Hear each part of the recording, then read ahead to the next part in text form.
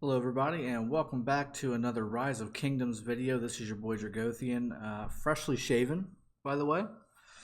So decided to trim the beard up a little bit and hoping nobody is upset about that, but that's just the way it works.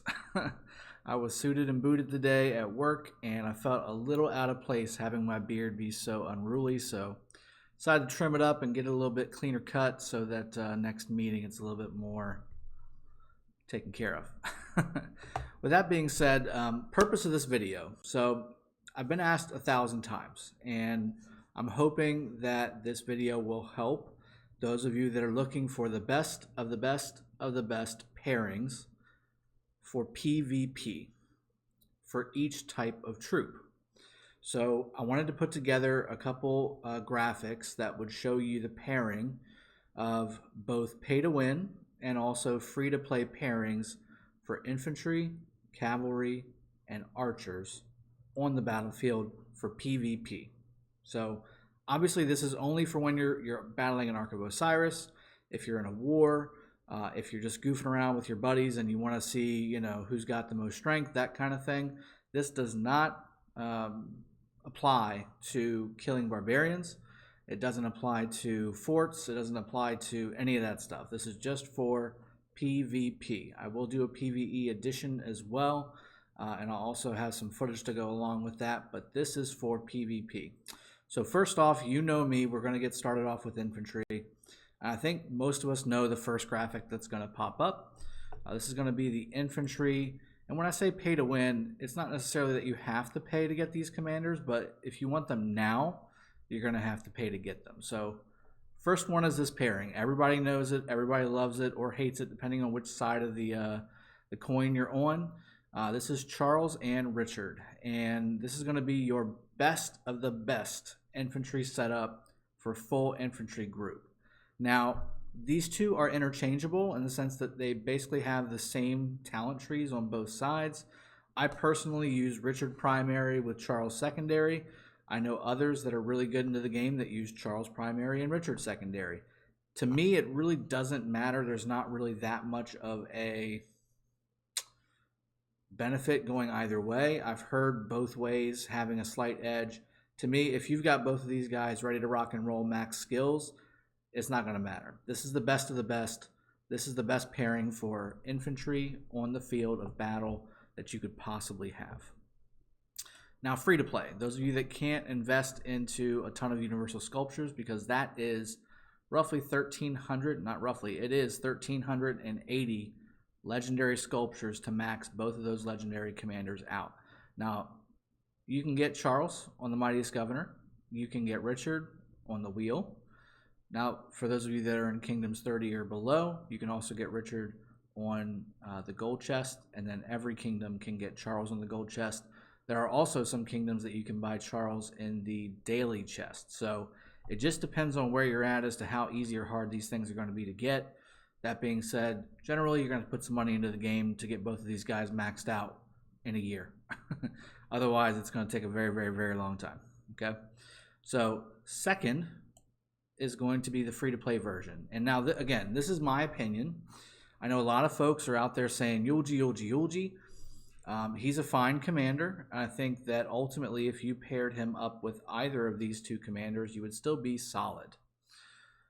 My opinion on the battlefield with infantry, you want tankiness and you want the ability to at least deal some kind of damage. And Sun Tzu and Scipio, to me, provide that because of the defense reduction, or the damage reduction, excuse me, the damage reduction that Sun Tzu provides alongside of the main skill that Scipio provides. So the combination of those two, to me, are a really great free-to-play version of a Charles and Richard without the healing, of course, especially if you're not below the threshold for the Scipio healing skill. It's going to give you the tankiness that you're looking for. So to me, this is the best pairing. Sun Tzu and Scipio for free-to-play, Charles and Richard, Richard and Charles for the pay-to-win. Now, on the free-to-play, you got to have Sun Tzu first. The reason I say that, you got to have the infantry tree. If you don't have the infantry tree, you're losing a ton. You're not going to have the same type of thing from the leadership talent tree, which is why I always say Scipio should be a secondary commander on almost any pairing that you pair him up with. Okay? So that's your infantry. Go ahead and take your screenshot. Let's go ahead and take these guys away, and we'll start with Cav. We'll go next to Cav. So Cavalry, again, this is pretty straightforward and standard. It's the meta. There's not really two ways about this. This is the best. You got your Minamoto and Chow Chow in that order. Do not put Chow Chow first. I swear to you, I will trounce you on the battlefield with any pairing that I've got.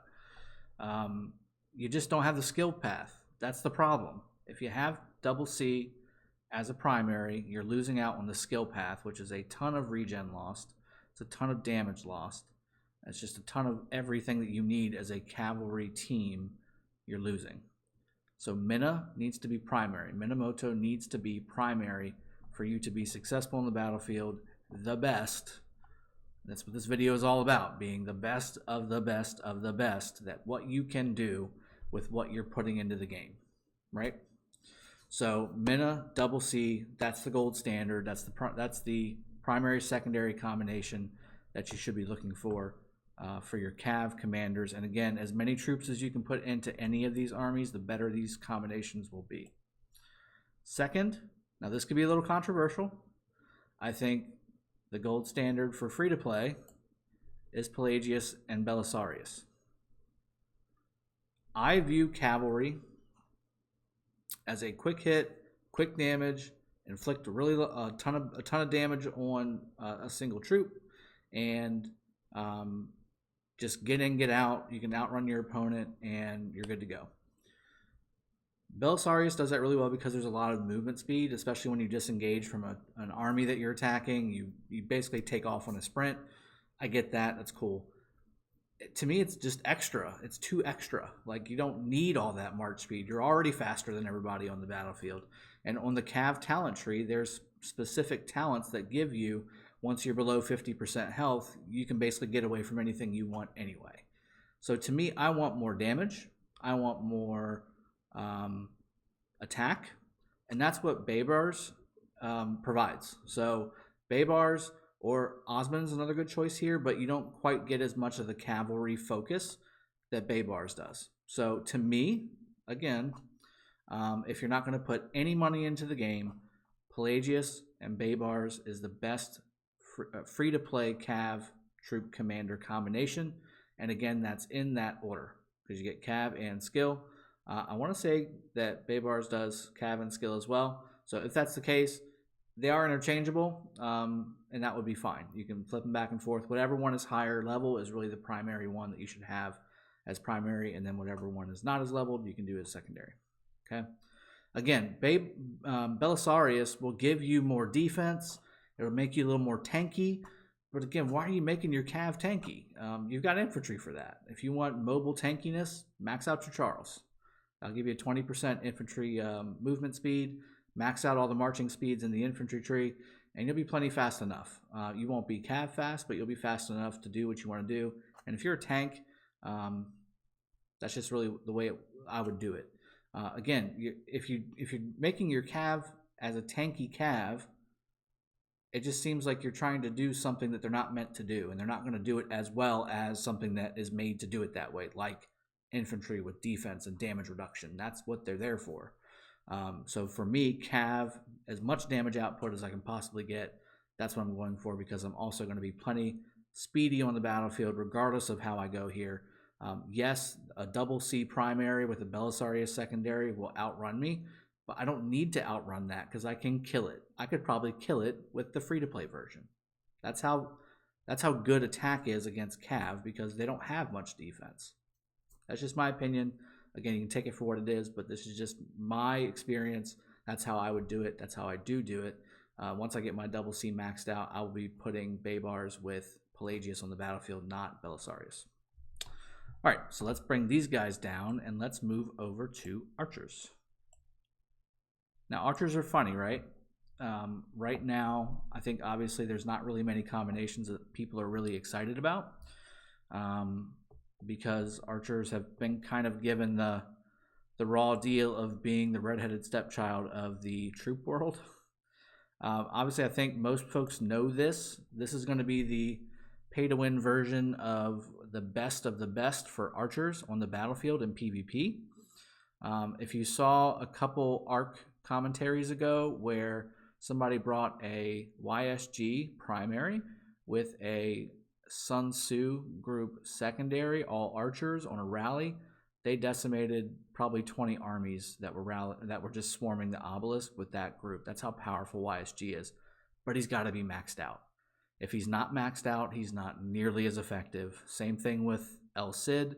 He needs to have at least those first 2 skills maxed out, and then the 3rd and 4th skills are just extra. But at the end of the day, these both need to be maxed out for the archers to be as effective as they can be, because again, they just don't have the speed of cavalry and they don't quite have the tankiness of infantry. So they're kind of in the middle, and that's why they are put in the position they're in, where they're not really excelling in any one given thing. It's the commanders that make them really good. So to me, pay-to-win version, best of the best of the best. You got to put some money into the game to get this stuff. YSG's on the wheel. He's in the chest on the first 30 kingdoms. Same thing with El Cid. He's in Mightiest Governor in the chest on every kingdom. I would definitely invest in these guys once you get to that point, or if you're going to make like an Ottoman civilization or Britain civilization, these are good commanders to be your primary.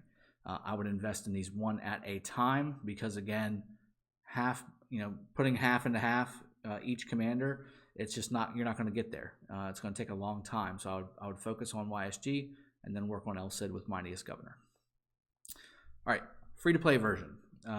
I think this is also a little controversial, but at the same time, probably makes a whole lot of sense. It's going to be Hermann and Osman. Hermann is a very quality epic commander for archers. It's got the archer and the skill talent trees. And really, again, archers are not meant to be defensive. You want them to be dealing out the damage. And you also kind of, the free-to-play version is kind of like a CC, crowd control type of group, in the sense that you can kind of slow down a Richard Charles group with how many times they're shooting off their heal and their defense buff, or you can slow down a Mina double C combo with, although I wouldn't recommend going up against a Cav group with archers, but you can do it. And it may be helpful if you're hitting as a secondary army, not being the primary one hit. I chose Osman as the second just because of the raw skill damage output that Osman has. You're throwing off, with all the rage regeneration and the archer skills, you're throwing off a lot of skills with this pairing. And because Osman not only has 1100, which I think is the biggest epic skill damage skill that's out there, but then an additional 450 for every skill that goes off, you're throwing off a lot of damage, nuke damage. And again, if you pair this with an Ottoman civilization, very, very strong on the battlefield. You're going to be a little bit of a glass cannon, but again, that's kind of what these guys are for. You're not meant to throw that kind of an army out there and tank 8 armies at a time. It's just not what the purpose of these armies are for. I believe in putting a purpose to an army, making it the best at what it can be at that particular purpose, and sending it out. And that's what I think these combinations would do for you. So again, just to recap, for infantry, Charles and Richard, Richard and Charles, doesn't matter which pairing you go with, but that's the best of the best. Sun Tzu and Scipio for me is my free-to-play best of the best infantry for the battlefield for infantry. For Cav, again, Minamoto and Double C, primary, best of the best, pay to win, putting money into the game, that's the best that you can put on the battlefield. Pelagius and Baybars, to me, is the best of the best for free-to-play version of that type of Cav group. And then finally, as you can see here, YSG and El Cid for best of the best for archers, and Hermann and Osman as best of the best for free-to-play version. So, hope you enjoyed this video. I hope you like and subscribe if you haven't already. Again, sorry for the beard being gone, but this is just how it's going to be for a little while. Maybe during the holidays, as the end of the year approaches and I get about a month off from work, I'll grow it back just like I did the last time. That's kind of what I've done on a cyclical cycle. So this is your boy Dragothian again, signing out. I will be putting out another Commander Mastery Series video, and I think, again, I am going to do it on Pelagius next, so that will be coming tomorrow for you all. I hope you've had a great day and good start to your week. Let me know in the comments below what y'all think. Certainly, I'm sure there's going to be some conversation back and forth. But until then, I will see y'all later. Have a good one. Cheers. Take care, everybody.